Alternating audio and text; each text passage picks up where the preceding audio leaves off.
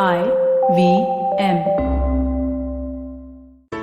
There's a quick survey to fill out on ivmpodcast.com/survey. It lets us know a little bit more about who's listening to us. And you know what? We're going to do a few prizes. So, we'll do a random drawing of maybe 10 people and we'll send you all some swag. Remember, that's ivmpodcast.com/survey where you can fill out the survey. Welcome to All Things Policy, a daily podcast supported by Pragati, a flagship media initiative of the Takshashila Institution.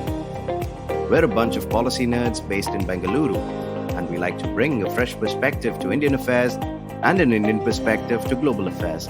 So grab a cup of coffee, sit back, and join us for today's chat. Hello and welcome to All Things Policy. I'm Atish Padhy, Communications Manager at Takshashila, and today we are going to be discussing about Sri Lanka's economic crisis. Sri Lanka is facing a historic economic crisis, the biggest since the country's independence in 1948. This is surprising given that for over 25 years, the country was ravaged by civil war.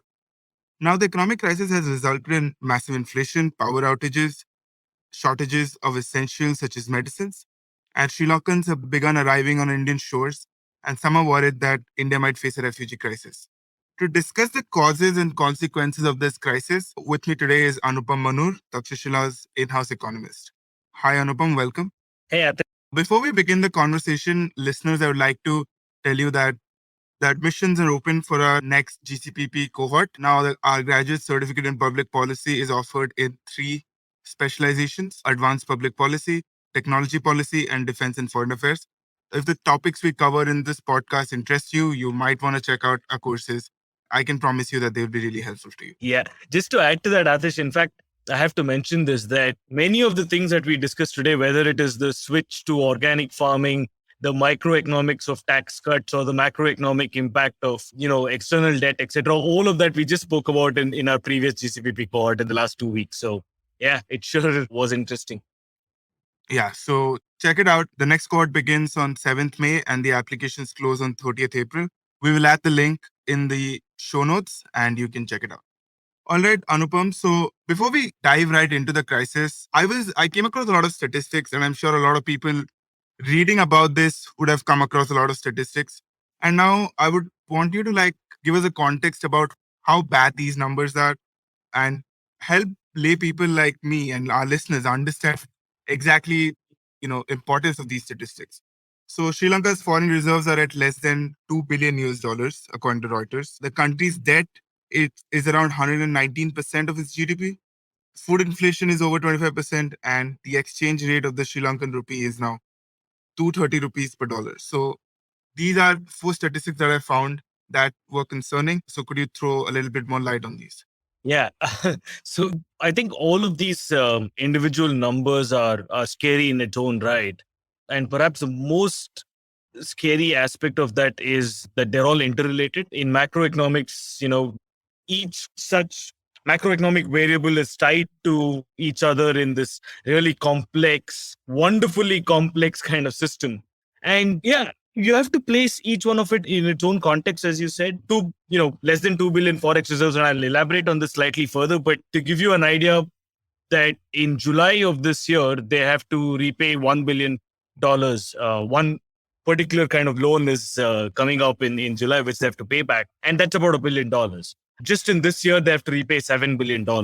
And so that forex reserves of $2 billion suddenly seems extremely small, right? Just to give you an idea of what these numbers mean. If you want a comparative sense, India has about $600 billion. Of course, India's GDP is so much more bigger than Sri Lanka's. Russia has about, again, $600 billion, etc. So if at all that kind of comparison makes sense, though it actually doesn't, because, the size of the economy is very different. Of course. The crucial thing is that the way to kind of place this in context is that these forex reserves are not enough to pay back the loans, and it's not enough to import essential items, all of the things that you mentioned. And therefore, you're kind of seeing the crisis that you spoke about. Again, see, the specific value of that exchange rate doesn't matter. It matters in what direction it's changing. And that is where actually it's troublesome, because the Sri Lankan rupee has depreciated in the last few months because of some of these kind of crisis factors.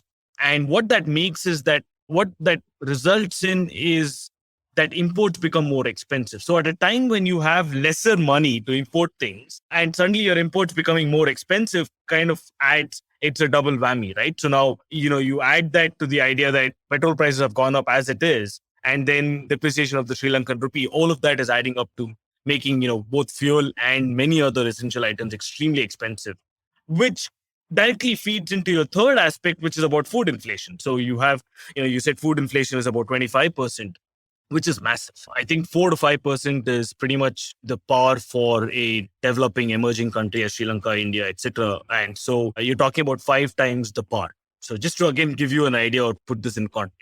So that is extremely high. I forgot what was the fourth statistic that you mentioned. 119% of GDP is again quite massive. So you can imagine, right? If GDP is all that you earn in 1 year and debt is about 119% of that, it means that this is a really bad way of saying things, and economists will actually scold me if I do this. But even if you pay back every single rupee that you earned this year, it's not enough to pay your debt. So, just to kind of imagine or visualize this, though I do maintain that economists would never actually describe it in this way. Yeah. But yeah, all these numbers are really scary. Okay, so now you spoke about the bond that is maturing in July this year, right? Would you like to just give a brief explanation on that a little bit before we...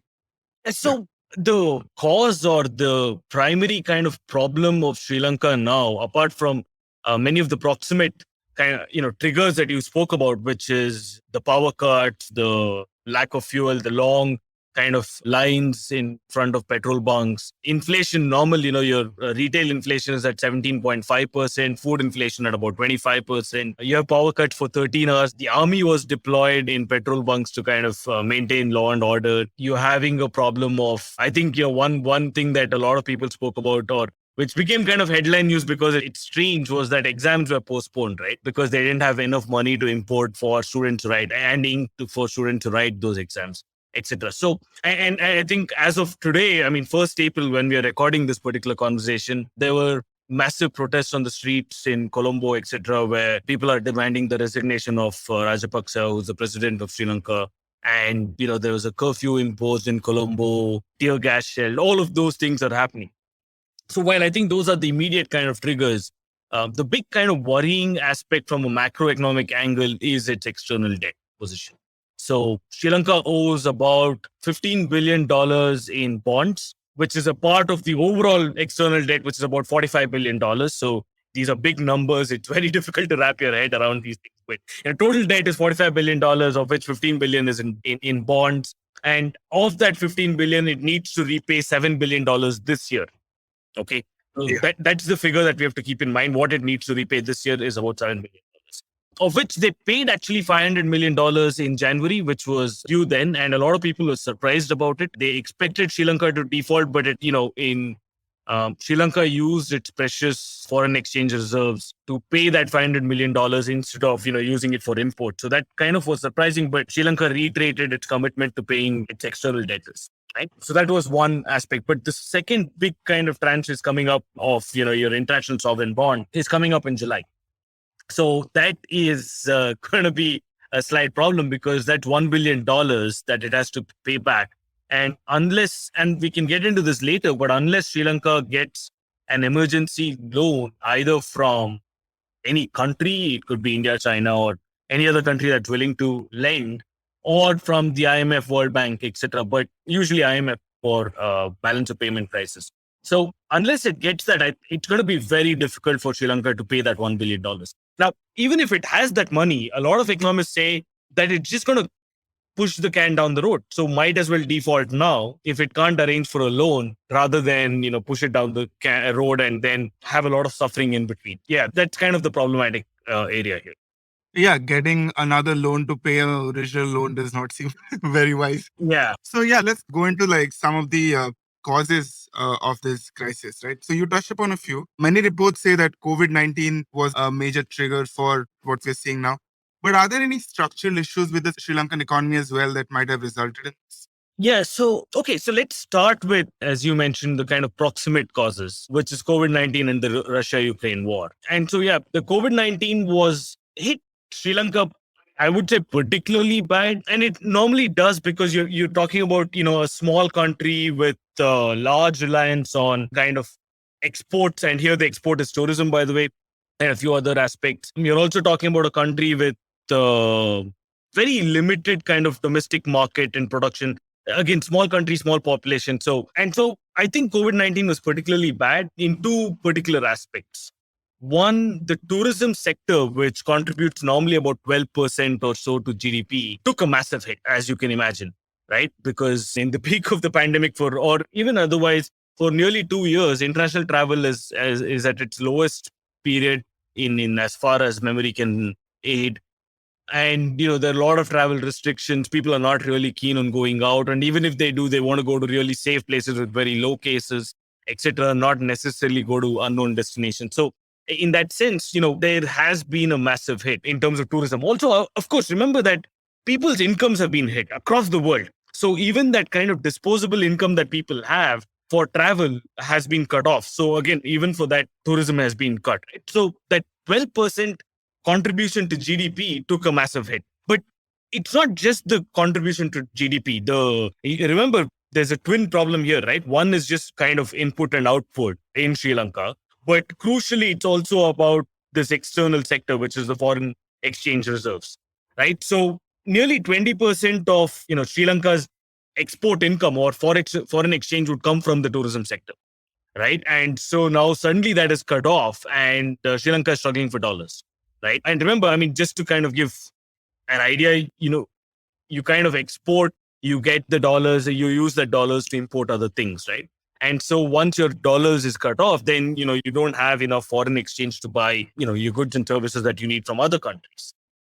One other aspect in terms of COVID was that, as I said, every other country also suffered, which meant there were a lot of job cuts, pay cuts, job losses, etc. in many of these countries. And so Sri Lankans, of course, who were working abroad were also hit. Now, remember, just like India, there are a lot of Sri Lankans who are working outside of Sri Lanka, who have, emigrated to different parts of the world. And they used to send a lot of remittances. That seems to be a common factor, in the subcontinent. So that remittances were cut off. So foreign workers' remittance slumped by more than 22% in 2021. And that, I think, also took that was also a massive hit on reserves. And so that, I think, the combination of these two or three things. So domestic economy was hit, as you can imagine, as pretty much every other country, but also tourism was hit, which was giving, crucial dollars in foreign exchange for the economy to import. And finally, this foreign remittances. So in three ways, I think COVID-19 hurt Sri Lanka quite bad. And the Russia-Ukraine war has just, I think, accelerated some of these things in terms of just fuel prices, oil prices. So you're talking about oil prices at being between $105 to $110 a barrel. And this kind of spike in its price has just meant that it's gotten more expensive for Sri Lanka to import a crucial thing. And remember, Sri Lanka, like India, probably relies on import for more than 90% or 80% of its oil use. It's got very little kind of oil production on its own. So that obviously has taken a massive hit. All right, yeah. So those are the proximate causes. But as I said, are there any structural issues in the economy that might have resulted in this? Yeah, absolutely. So Sri Lanka's economy and economic evolution is, of course, interesting in its own way. So I'm going to concentrate on just one particular topic because, just going over all of Sri Lanka's structural issues will probably take about 3 hours. So I'm just going to focus on, the debt build-up because that's kind of rearing its ugly head now. Sri Lanka is no stranger to foreign debt. It's played with foreign debt for a very long time. As I said, because it's, small economy with largely relies on imports, it also requires adequate exports to, in a way, fuel those imports, right? And it's always struggled on that aspect, on exporting enough or attracting enough of foreign exchange. So it often has to rely on external debt in order to service or finance these aspects. And so what I'm going to do is just give you this very brief story of external debt, Sri Lanka's external debt, right? So up till 1995, I think foreign debt was a massive part of Sri Lanka's economy. And it was, it played a big role. They continuously got concessionary loans from foreign countries, from IMF, etc. It got aid and so on. So it was relying heavily on that. But after that, it slowly started reducing its debt burden because it experienced high growth. It experienced growth in the early 2000s. And so it experienced growth of about 8 to 9%, 10% growth, which was really good. So foreign debt to GDP ratio drastically kind of reduced to about, in the peak in 2014, it was about 30%, right? Which was probably the low peak, as in the lowest that the foreign debt was in terms of GDP. So that was like Sri Lanka's really good period, right? In between, of course, the 2008-9 financial crisis hurt it. In many ways, it took a loan from the IMF in 2009. But those are still largely, I would say, those are not extremely kind of harmful to its economy in its own sense. It was manageable. Now, 2014, for some strange reason, was again some other kind of turning point where the debt to GDP ratio started increasing. So there was a surge in Sri Lanka's GDP, in Sri Lanka's debt, and it reached about 42.6% in 2019. So in 5 years, that was quite a huge increase in its external debt obligation, right?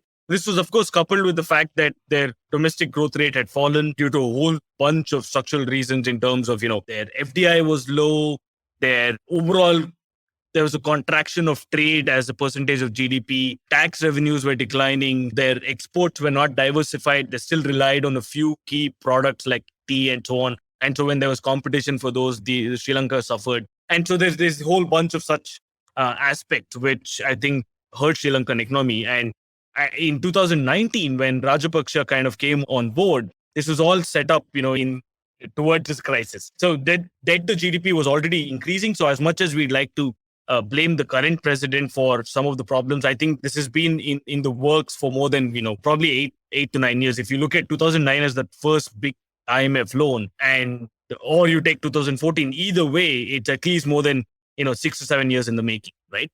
So that's the kind of crucial backstory to this entire problem that we're discussing today. So, the most famous part of all of this, I think, which everybody will relate to, is the Hambantota Port, right? Which was that all of Sri Lanka's infrastructure build up, a lot of, Sri Lanka's growth in that sense was fueled by public expenditure, which was largely borrowed. Right. And so these are borrowed through whether it is the international sovereign bonds or it was, in the capital markets or it was loans from China, etc. One such loan was that, the Hambantota Port to build it. And they ran out of money. They didn't have enough money to pay it back. That turned debt into equity. We know the problems with that. Right. So just to give you an idea of how debt has played this crucial role in Sri Lanka's economy for quite some time. And this is probably the worst of the crisis. But over the last more than 30 years or so, Sri Lanka has periodically seen balance of payments crisis it is faced. Just to kind of cap this, there's one crucial aspect though, right? And I know this answer is probably too long, but there's one crucial aspect though, is that there's a change in debt composition. So up till about the 2000s, the debt that was given to Sri Lanka was largely what you would call as concessionary loans. So these had long repayment periods, very low interest rates. It came with very favorable kind of terms for repayments, right? But that changed in 2000 when Sri Lanka was no longer classified as a low-income country or a poor country. And when that changed and Sri Lanka started experiencing growth, it had to rely on international capital markets. So that's where that international sovereign bonds come in. And the capital markets are going to be a lot more ruthless. So you had shorter repayment periods, higher interest rates, variable interest rates. So suddenly if the market decides that you're not paying back or the probability of you paying back goes down, then the interest rates go up and so on, right? So a combination of these factors has resulted in, where we are now. All right, that was a very insightful answer into the structural problems of the Sri Lankan economy. Now it's time for a short ad break. On the other side, we'll discuss the government's response to the crisis and how it has worsened it. Hey everybody, it's been another great week on the IVM Podcast Network. On Advertising is Dead, Varun speaks with Shashank Mehta, founder and CEO of The Whole Truth Foods. He shares his own journey of moving from eating mostly junk food to starting an enterprise that produces health foods with clean ingredients. The Simplified hosts explore the fascinating topic of mimetic theory and entrepreneur Peter Thiel's interpretations of how anthropologist Renee Girard speaks about it. On Pulyabazi, Pranay and Saurabh analyze how organic farming has affected Sri Lanka. Marathi Kirkithan has a fascinating episode where the Deshmukhs decode one of India's most celebrated poems. And on Say No to Drama, Chetna unfolds some truths about getting a promotion and the drama around it.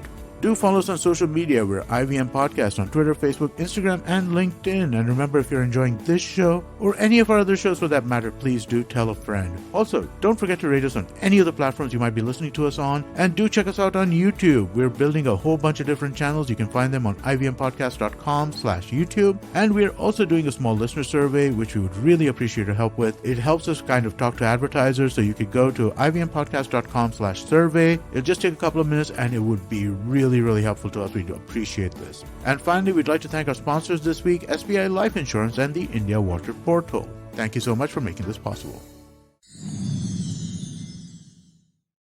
Welcome back. You're listening to All Things Policy, and we are discussing Sri Lanka's economic crisis. Now, Anupam, you mentioned how one of the structural problems was the loans they took out in 2009, 2014, 16 from the IMF, right?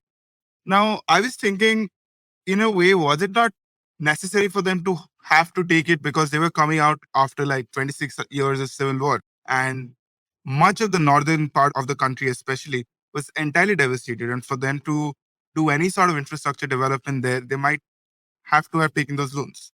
Yeah. So I don't necessarily blame just those loans in particular. I mean, there's a combination of two things there. One was, of course, as you mentioned, the civil war that happened. But also, remember, this was just after the 2008-9 global financial crisis, where every country was hit. There was a massive reduction in FDI. There was capital flight. There was a whole bunch of things happening there. So in that sense, you can understand why Sri Lanka went to the IMF for a loan. So that is really not the problem. And in fact, what the IMF suggested at that point of time, which is your basic restructuring of the economy in terms of reducing fiscal deficit, etc., is very sound advice. I know the IMF is seen as a villain in most of these things. They are, I think, unduly criticized for some of their programs. But what they were actually advocating for is very sound economics, right? Get your balances in order. You can't grow the economy purely by borrowing. And I think that should make sense to anybody, right? So government fiscal deficit was extremely high, 6, 10%, etc. of GDP. And so what they said was, why don't you reduce it to 3.5% of GDP, right? And so the way to do that is, of course, slight austerity measures, spend less. That was the key kind of message. And that way, at least if public debt starts coming down, then you have a lot more leeway for when actual crises happen such as this. But the problem with the Sri Lankan economy is that they've been borrowing throughout, at times needed and not needed, that when a crisis hits, they have no more kind of legroom for extra borrowings. And I think that's one of the key factors in all of this. Right. Now, you spoke about reducing the fiscal deficit, right? And what this current regime of the Rajapaksas after they came to power did, the first thing they did, in fact, was introduce tax cuts, right? If you have to reduce your fiscal deficit from 7, 8, 9, 10% to 3.5%, how does it make sense to almost entirely do away with your value-added tax, increase the limit, like the income tax slabs to like 6 times the value that it used to be? Like, how does that make any sense? Why did the Sri Lankan government make such absurd policies in the faces of crisis? Do you want the short answer or long answer? Short answer first. How does it make sense? It doesn't. That's the short answer. Long answer is, I mean, it's a whole bunch of things. I mean, I was trying to read up on this, and I have to admit that I don't know Sri Lankan domestic politics enough to make an intelligent assessment of what has happened there. But electoral politics, of course, come into play. 2019 was the election year. Rajapaksa announced that if elected, he will do these tax cuts. And that is a way of boosting incomes and boosting consumption and so on. And in essence, that idea is not far off. Again, you can't blame the idea, by the way. Just to put this in context, right? For India, for example, I've been advocating for actual such tax cuts. I think the GST rates of 28%, etc., is too high. And you need to kind of rationalize those taxes, right? Lower it. Now, for Sri Lanka, though, you're talking about one tax rate at 15%. If that is a universal rate of VAT, I think that's quite decent. It's low enough. It's not extremely high. As I said, I mean, India has much higher rates, right? So that was one aspect to consider. But I think secondly, it's a situation that you find yourself in. So if you have a huge fiscal deficit and the need for massive public expenditure, then you can't achieve that by doing tax cuts. So That's where I think you go wrong, right? So if the Sri Lankan government had said, I will reduce my expenditure and at the same time, I can give out some tax cuts, maybe that could have worked. But you can't have it both ways. You can't, keep spending so that you're popular and at the same time cut tax rates and again try to be popular. So that I think it just doesn't work. It's just populism, right? Yeah. It's just populism in both ways. Yeah.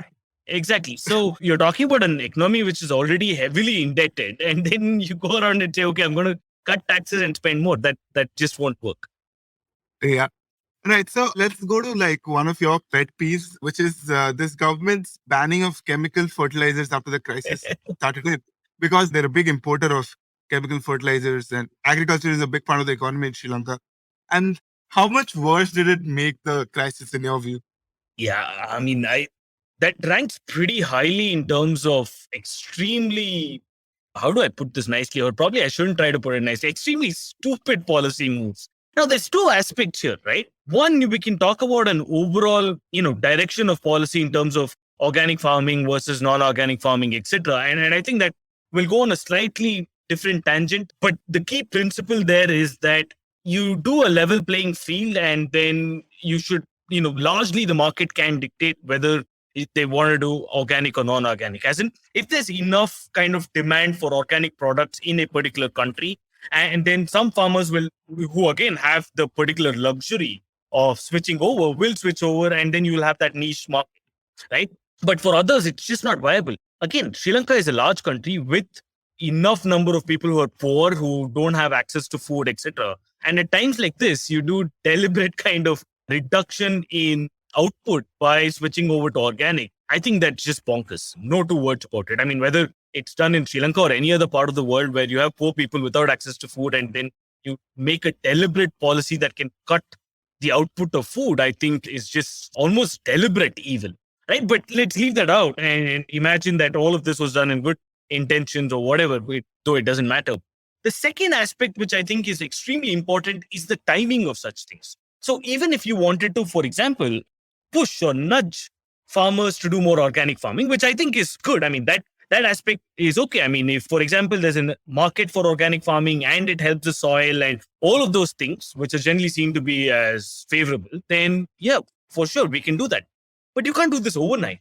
By the way, so even in his electoral promise, Rajapaksa had said that we'll make policies which will help farmers become organic over a period of 10 years. And that seemed okay in some sense, right? Yeah. But then he comes into power and then overnight he says, I'm going to, we're just going to turn organic overnight. And so once your stock of fertilizers, synthetic and chemical fertilizers end, you can't import anymore.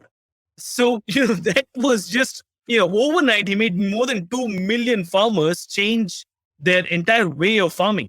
People need time to learn new methods of farming. Soil needs to adjust to this lack of, fertilizers and so on. Plants need to develop resistance to bugs and so on. So, they're reliant on pesticides. So a whole bunch of things that needs to change. I'm no organic expert, but I'm assuming that it's not going to be done overnight, right?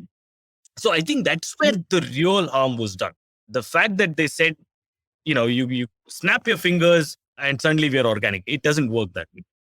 Yeah, exactly. Yeah. It seems like they promise to do it over like 10 years. It's like a thought out policy. You try to make the country more sustainable, whatever. But then a crisis happens and you just push panic buttons and then rationalize it later, saying that, no, we are becoming organic and it's great and climate change is. Yeah. So there's twofold. I mean, one, I think they were already impressed with this idea of going organic and so on. And so they were trying to, as I said, I mean, it was a 10-year plan. But two, I think when they started having these forex troubles and they wanted to cut down import somewhere, and as you rightly mentioned, they were a big importer of chemical fertilizer. So significant chunk of their kind of precious forex was going towards fertilizers. And so suddenly they said, we'll drop this. I mean, let's take this out of that basket of things that we import. And it resulted in the chaos that we know. So just to again give you some idea of what this means, I think there'll be a reduction in, for example, tea production by at least 25% in the next 6 months, right? And that is already kind of, we're seeing that. And remember, tea exports was one of those things that was earning forex. So now you've reduced that by 25%. I think about $1.24 billion a year is what they were exporting or tea, right? And so that is suddenly gone now. And that's crucial forex that you no longer have. But also there's this the reduction, as I said, in food production. So you have food production is going to take a really big hit. I don't know the exact numbers, but that's going to take a massive hit, and therefore you're going to see, the food inflation which you talked about, right? 25%. So just to give you an idea, by the way, rice, there was a price cap on rice, and then obviously rice started a shortage of rice everywhere in the country, and in September 2021 they lifted that price cap, right, and allowed rice to fluctuate, the price of rice to fluctuate, and suddenly it jumped by about 32%. So that gives you an idea of how much more expensive food is going to become because of your organic farming. Yeah, sounds like a nightmare. So finally, before we end this, I just wanted to ask you, what are the ways you think Sri Lanka can get out of this mess? Because this is a mess on multiple levels, as you said, and the government policy has only made it worse. So what can be done except all of us just changing all our vacation plans and going to Sri Lanka? What else can get the country out of trouble? So this is a really difficult question. I mean, that is to say that there are no easy answers here. Once you have gone down this path, unfortunately, the Sri Lankan government right now is responding on pretty much expected lines. That is, somehow there's this delusion that governments across the world share, that they have this control over the economy and the people in ways that is usually just doesn't happen in reality. So they're doing things like putting price caps on everything else. They've declared an emergency. They're arresting people who are stockpiling. They've deployed the army, etc. But all of those are not solutions. They're not even stopgap solutions. That they're in fact produces harm. I think large part of the economy will go underground. There's violence breaking out, etc. That's not what you want. So you can't control it that way. Now, what are the options then? I think the option is to get a loan. I mean, the only way out is to again get a loan, right? And that I know it seems contradictory because I've said that we landed here because of a loan, but that is the only way out. Now, Sri Lanka can default. That's the other option. So Sri Lanka can default on its loan, say, sorry, we can't pay back. And then that will result in very long-term kind of consequences. So as we see in Argentina and so on, a debt default is not good, especially for an developing economy. Now, what that would mean is in the future, whenever Sri Lanka wants to borrow money, the interest rates it face will be exorbitantly high, right? So, well, it can consider that. Second is to actually negotiate and get an IMF loan. Now, I think they did a wrong turn by not turning to the IMF earlier. So I think pretty much every other economist said, yeah, get an IMF loan. IMF was in some way, I think they were at least ready to hear them out. But Sri Lanka had refused because IMF loans famously come with conditionalities, right? IMF loans comes with structural adjustment programs.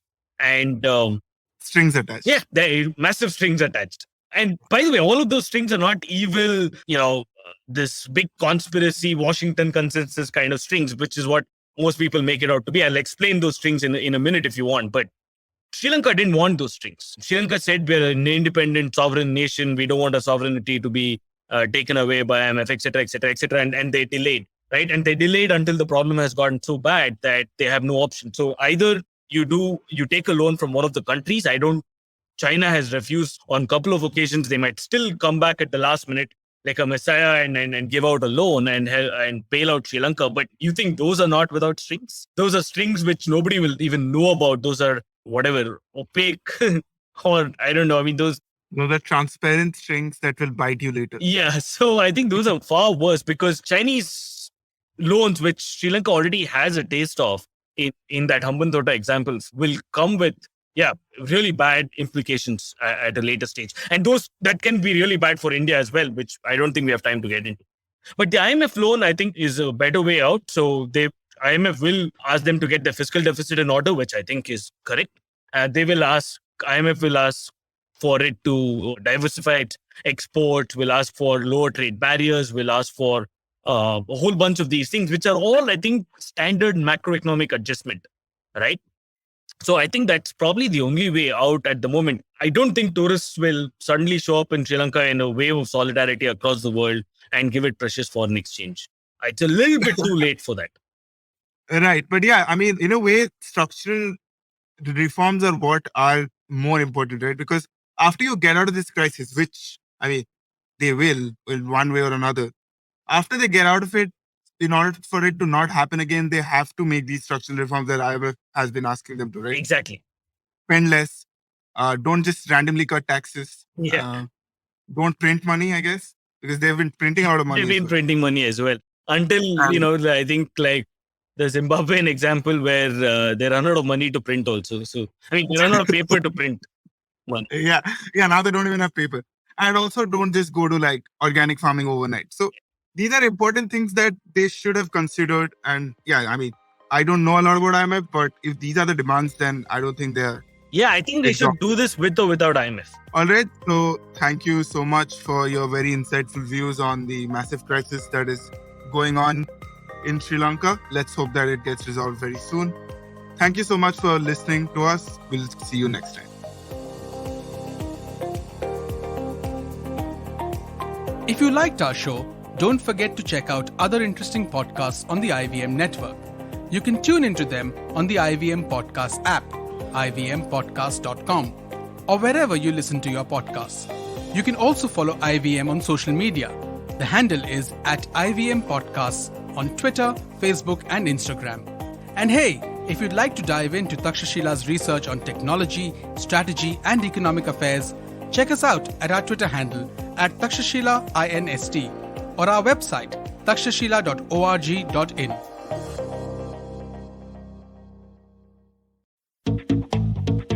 Have you ever wondered where the business world is headed? How the ways in which we create, market, and sell to consumers will evolve? Or if we'll ever go back to wearing pants while working? For answers to all of this and more, tune into Advertising is Dead with me, Varun Dugirala. Every Tuesday, as I talk to entrepreneurs, leaders, and change makers from across business, media, marketing, and beyond. You can catch all episodes of Advertising is Dead on the IVM Podcast website, app, or wherever you get your podcast from. If you're a cricket fan, check out Edges and Sledges, India's favorite cricket podcast. The podcast focuses on Indian cricket, the IPL, and has a ton of banter both on and off the field. We talk about the week's biggest cricket stories with current and ex-international cricketers, coaches, or sometimes just between us. And it's hosted by me, DJ. Me, Varun. And me, Ashwin. New episodes release every week. You can catch us on the IVM Podcast's website, app, or wherever you get your podcasts from. Check out the Edges and Sledges Cricket Podcast.